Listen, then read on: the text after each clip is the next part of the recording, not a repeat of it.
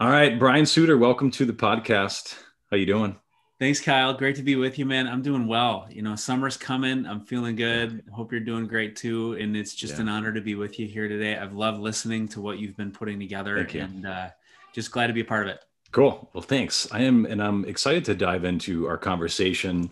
Before we do that, I want to give the listener a chance to get to know who you are. So I have a series of rapid fire questions that's meant to give you a little bit of sweat on the upper lip and the brow and the forehead. So let's Great. get into that. And great. Let's jump in. We'll go really easy though to start. Where were you born and where's currently home? I was born in St. Paul, Minnesota, grew up in Shoreview, Hmm. which is about 20 minutes north of St. Paul. And right now, home is Excelsior, Minnesota, Cool. southwest suburbs of Minneapolis. Named one of the best small towns in the US, isn't it? Small towns in US, I'm going to have to say Kindred, North Dakota. And the reason why is because my wife was born and raised in that city, that small little town where kindness is a way of life. Kindred. So if anybody's listening from Kindred, we love you. Kindness is a way of life. That's really nice. Is that their slogan, or did you just make that up? Right on the sign as you Really? drive into the city. Yeah, where kindness is a way of life. I like that. Okay. Yeah, it is. Um, what book are you currently reading? The book that I am currently reading is called Get Out of Your Head by Jenny Allen. Okay. Let's dial it back a little bit, like, as in rewind the tape. Growing up, who made the biggest impact on your life? That's a great question. I would say one of the most significant people beyond my parents that made a difference in my life was my grandfather. So my Mm, mom's father. He was a World War II fighter pilot mm, and a man of faith, a quiet faith, but just took unique interest in me, brought me to things like air shows, made me love aviation, but then also was a part of kind of laying the groundwork for my faith mm, in really ultimately what has become of what I've done with my life. mm. And just have been grateful for him all the way through. That's cool. I grew up loving aviation too. I knew we were attached in a kindred kind of a way there through aviation. See I that? see what you did. Yeah, thank you. That was really good, man. Let's okay, so I want to give you a little bit of a curveball. And it's this. If you had to give a TED talk on something that you're not very well known for, what would you like to talk about? Oh, man. What a great question to ask. Thank you.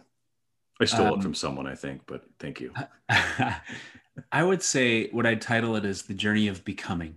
Mm, Um, because, and this gets into my faith, my worldview, but God is never done with any of us. And we are always becoming something that is better than we were before. And we always have an opportunity to have a journey of continual improvement in our character and who we are. But the journey of becoming would be something that I would likely lean into there. cool. I would listen. That'd be a good one. Okay, lastly, what's one piece of advice that you tend to give out the most? Um, yes, I would say lately it has been wait just long enough and you'll know exactly what you need to do. That's really good. I like that. And then, so you're married and two kids, right? Yeah, so Courtney and I have been married for 13 years. We've got two kids, an 11-year-old son and an 8-year-old daughter, and we're having just an absolute ball right now. 11 and 8. Oh, that's gone by So fast. it, I was remembering when I first joined Westwood. Oh man, that was a long time ago. And they mhm. were they were little ones. Oh, that's so cool. Oh, it goes by fast. I feel old. Do you feel old when you say that? 11 and 8? Yeah, Or you I feel do. old when I say that? And now I just forced you to say Yeah, I do. I do. it? I do. I always kind of feel like I'm stuck at age 26 though, for whatever Mm, reason, but that's just more along the lines of my denial of my actual age. that's good. Let's talk. Okay. You are a pastor, and I want to ask you this question. When someone hears you're a pastor, give me the reactions you get. It's one of two things. One is they kind of lean in a little closer and just unfiltered kind of pour out their life Mm, in the good and in some of the hard. And those honestly are privileged moments, because just that simple answer to the question, what do you do for a living? If mm, that created a moment where whoever it is that I'm talking to and I can share in that, what a gift that is. mm. The other reaction is typically a variety of different ways that a person may shut down. And either the conversation is over at that point, or the subject gets changed real quick, Yeah. or it just gets a little kind of uncomfortable. And I'm okay with that. It doesn't bother me. And I always know that there's a story there, Hmm. um, and trust that if that were the case in someone else, that we'd have an opportunity to journey a Mm, little farther so that we could just kind of understand one another. mm. I used to get a similar reaction when I would tell people I was a full-time stay-at-home dad. It went one of two ways. One is, cool, tell me more. The other one is, this is really awkward. Let's change the subject real quick. You make So, people uncomfortable by your own story. yeah. Yeah. Oh, that's good to hear. I want to ask, can we stay there for a second? I want to ask, and I like to ask people a question like this. Number one, what is a question that people ask you a lot that, like, okay, I get the same question all the time as it relates to being a pastor? Or number two, I want both of them. It's the inverse. What's a question that you wish people would ask you when they hear you're a pastor, but either they don't have the courage to, they're afraid to, they don't know what, they just don't for whatever reason. Can you tackle those two? Yeah. Um, well, I think the first one that typically gets asked of me is, um, what led to that Mm-hmm. for you? What made you become a pastor? What made you feel like that was what you wanted to do with your life? Mm-hmm. When they're inquiring around maybe my story.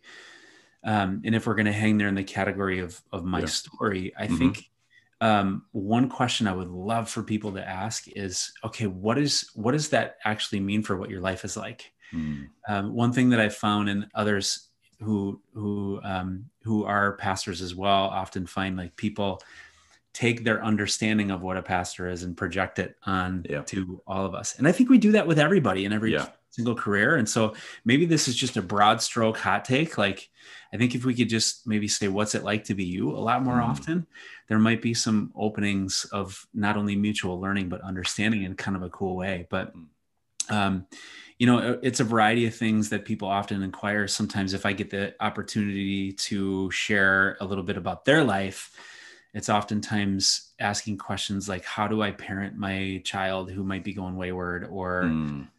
how do I make sense out of this pain that I have in my life versus what I know to be true about God? Those are just sacred moments to be able to just reflect God's goodness and character into. Mm. I like that. Well, I'm glad can we go back to, can you tell the story of why you became a pastor? What was that story? Yeah. So it started with a little interest when I was in high school and in early college age. I had a great youth ministry experience when I was growing up. So Mm-hmm. within junior high and high school, in a couple different organizations and in churches, just had a wonderful experience and thought, man, that would be kind of cool to do in life.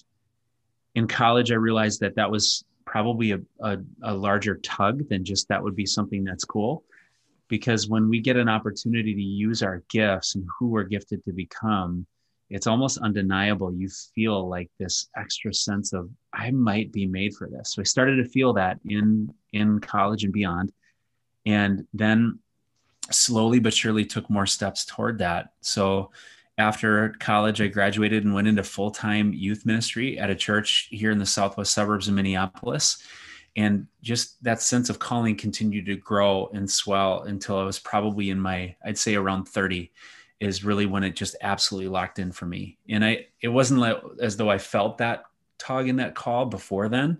It just solidified through a couple experiences that I had, like finishing graduate school and seminary. And then secondly, coming alongside of some people in both the most joyful moments of their life, like weddings and marriages, and then also the most painful, which is oftentimes when a loved one passes away. And just the sense of what an opportunity to serve at both those highs and those lows and everywhere in between. And then the other thing that I'll say to this is, I believe that God gives gifts to people. And when we use those gifts, I mentioned this earlier, but it just kind of feels like there's extra momentum, something larger than ourselves that is using us in a way that's bigger than who we are. And I would submit humbly that that's God using who he's created us to be. And so I felt that and has just continued to follow in the different iterations of what calling to ministry has looked like for me. Yeah. Yeah. Well, since we're aviation nerds, we'd say tailwind, maybe. I guess we could say tailwind. I actually wrote that down the other day. Yeah. The tailwind effect, where it just feels like there's extra momentum right behind you. Mm. You mentioned something that I found interesting. I don't know if I was talking to you about this at one point, because I know you had done, is it Dudes and Donuts or something like that with Yeah. dads and kids. So Yep. I think it was Dr. Meg Meeker who talks about how kids need like 3 to 4 to 5 other adults other than mom and dad to be positive influences in the lives of our kids. And it sounds like you had one, and that helped shape the things in your life and where you are today. My question is this: as a pastor and 2 kids, do you feel a different, or I don't know if difference is the right word, but do you feel an added pressure as it relates to parenting your kids and directing them down the path that you want them to go and know who God is? Do you feel extra pressure being a pastor? Sometimes I do, and sometimes I don't. And I would say when I stop and think about it long enough, and maybe my humanity and insecurity gets the best of me, I start to think that if I don't do X, Y, or Z as a parent, um, and fill in the blank, whatever may happen, that people will view me differently. But Hmm. then I stop myself and I think, who's this about? Is it about me and people's perceptions of who I am, or is it about God and who he wants my kids to become? When I focus on that and remember the vision and the fact that my wife Courtney and I get this incredible privilege of just being able to partner with God and stewarding these 2 young lives, I remember, okay, it's not, I have a huge part in it, but it is ultimately not up to me. It's God's movement in their life and their ability to respond and become who God wants them to be. And then the other thing that just causes me to feel a sense of pressure relief is just a sense that we have great friends in life with us that are nurturing our kids with us, and we for them and their kids. Um, a lot of pastors talk about the loneliness of pastoral leadership, and it's definitely a thing. I mean, whether that's you got to make a hard decision that's going to disappoint people, or um, just a sense of people just viewing you on a different level in a pedestal. I can't say that I felt that to a huge degree, because again, God has just blessed us with great people and friendships that have helped us to become who we are, and who will continue to help us to become even better than we are today, but then also just have nurtured our kids and helped us. So we know we're not alone. God's with us, and we've got other people in it, to your point about the principle of the five. And we're just really blessed by knowing that. Yeah, I like that. I like the intentionality around surrounding not only you and Courtney, but your kids with other, moms and dads and kids that are have the same ultimately desires for their kids. And so I think that's really important. Well put. Okay, can we take a little pivot? I want to talk about, and I feel like pivot said so much, so I apologize. For the last 14 months, everyone said pivot so many times. Let's take a little transition, a little step, and I want to talk about work-life balance. I've been playing with this phrase called work-life rhythm, and I kind of look at that in this lens. You have a season of intense focused work followed by seasons of rest, recovery, recharging, refueling.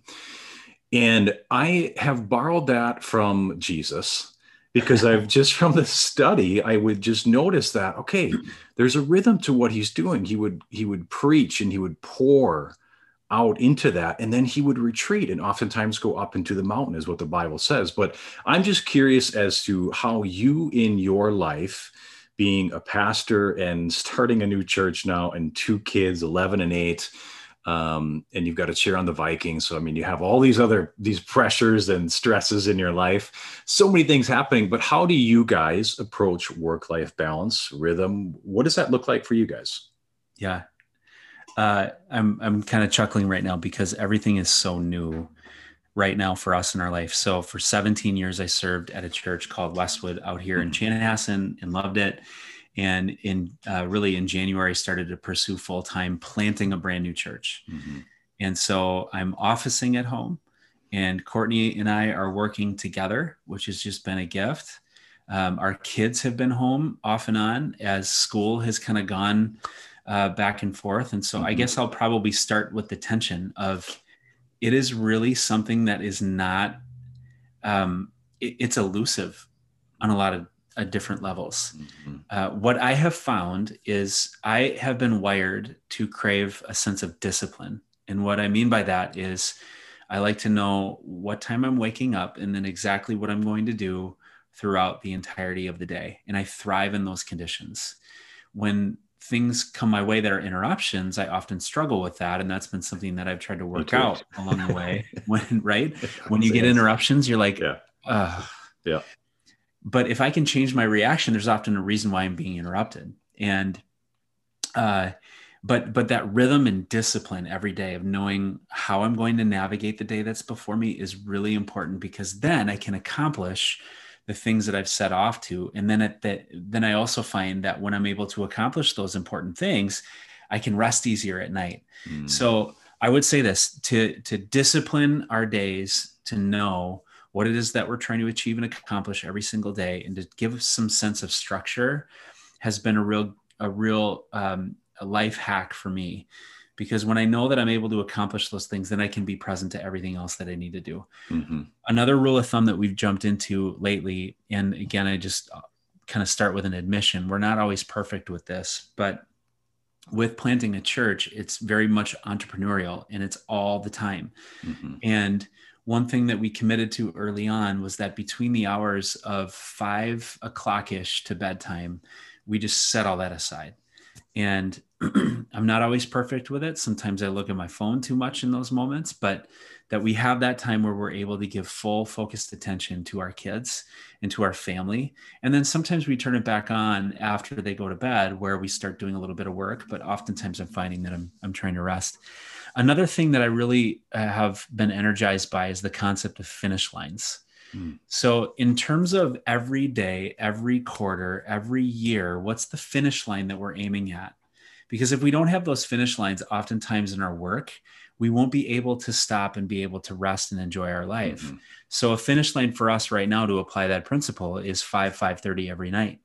And whether or not we're done with that work, oftentimes we find that we've still got stuff to do. That's still going to be a finish line so that we can commit to it. And I find myself looking forward to it. Vacations are also a productive finish line, where we give our hard working attention to a certain season, but we know that that we're taking a trip at this certain time and date. Maybe once a quarter we take a week off. Those are important to be able to have, because I can work for those moments. A weekly finish line too. And again, my rhythms are changing. For 17 years, I was working Sunday through Thursday. My day off was Friday, and all those kinds of pieces.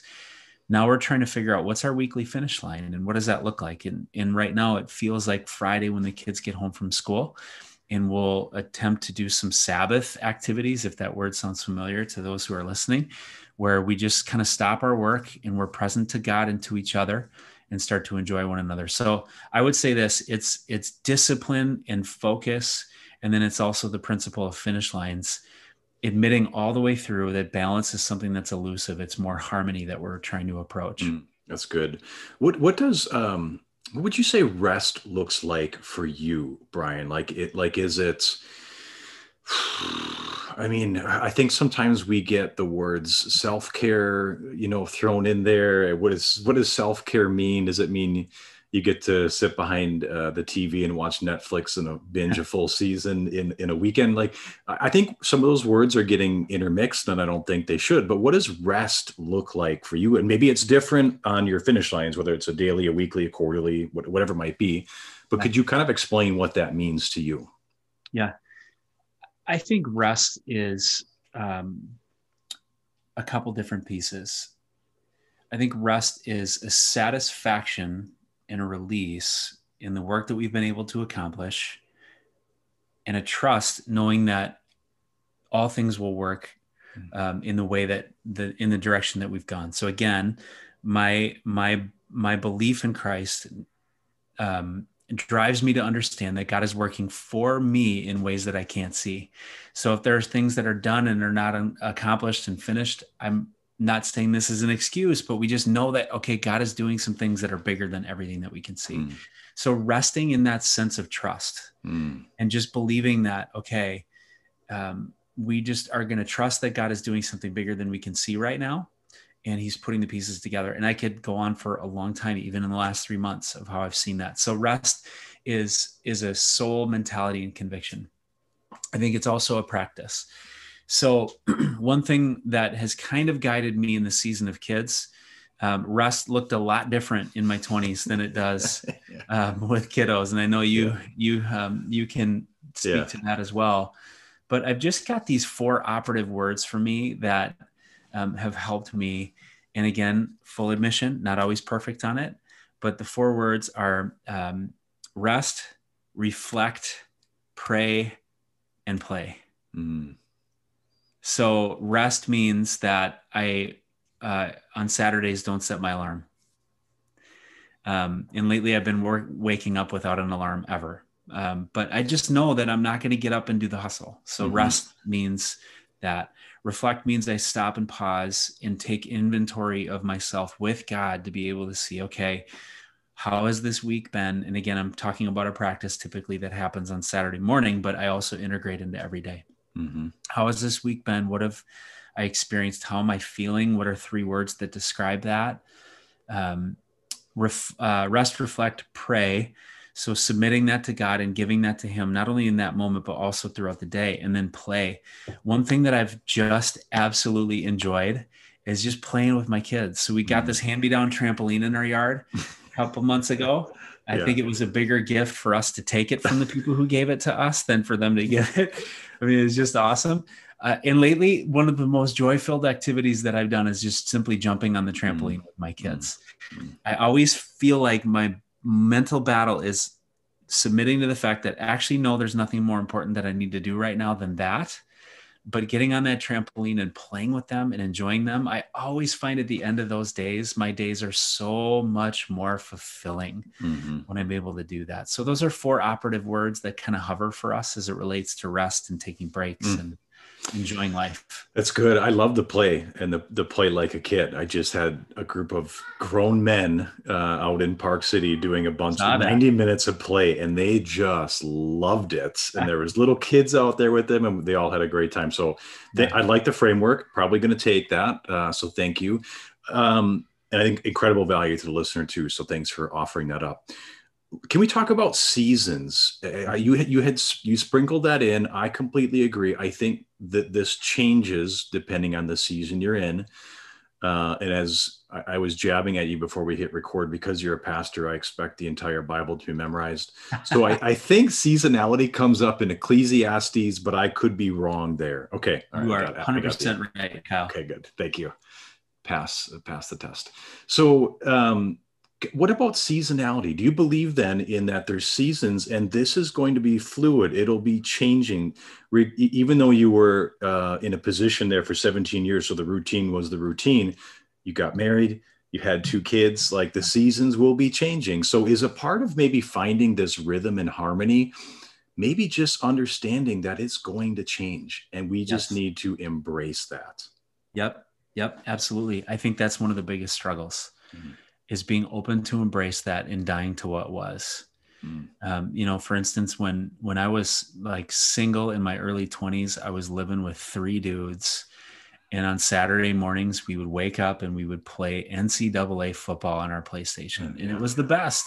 Yeah. But that's a long time ago. Yeah. And I don't do that anymore. That's just a simple example. But it's if we have our hands loose enough on the grip of what our life is right now, we have hands that could be open enough to take in what God has for us in something that's brand new. And I got to remind myself of that all the time. I find that what prevails though is principles. So if we're living principled life where the number 1 thing is our faith, this number 2 thing is our family. And then beyond that, whatever else defines it for you, vocation, friendships, other activities and pursuits. The rest of the stuff is just all in the details of how we adjust and how we make life work. But if we can be dynamic and adjust with those principles that we continue to hold on to, I think we can go through seasons and just really not just survive, but I think we can prevail. And I think we can thrive in those seasons. We're in a season in our life right now, again, entrepreneurially, where, man, it's just a mile a minute. And there's always something more that needs to be done. And that's true of us in any different phase of life, but I know it in a different way right now. And I've just started to need to get more comfortable with the fact that there's something new that I'm discovering in this moment about what the season looks like in my work-life rhythm actually becomes. But I had a friend of mine say, and he's become a coach for me in this season of my life, you have to get that rest. And he referred to it as Sabbath, because if you don't, you're going to harm yourself, you're going to harm your family, and ultimately you're going to harm this new church. So if you don't go forward with that principle and just absolutely commit to it, there's going to be detriment. So principled adjustments with hands that are loose enough to be able to receive what's ahead. Do you know what legendary coach said, God, family, football? I feel like every coach has said that. Well, I hopefully I didn't screw this up. If I did screw this up, I'm going to edit this out. But I think that was Vince Lombardi, the famous Green Bay Packer coach. It could be, Kyle. I'm kind of questioning your motives a little bit right now as it relates to just dropping in the GB, the Green Bay.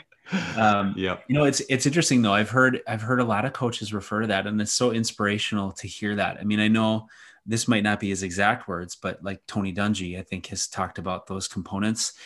Jerry Kill, who used to coach the Gophers, did so. And then a personal friend of mine who's a high school football coach in Minnetonka, Dave Nelson, said those same things. And what I love about that coach mentality is it's straight up simple, and that they get after it. Yep. Faith, family, football, and watching it all take place, man. That's it. Yeah. And props to Vince Lombardi. I mean, he was a great coach, and it is a good football team that, So, thanks. I mean, it is called the Lombardi Trophy. But anyway, moving on. I just had to slide that in there. I miss being able to tell you that stuff in person.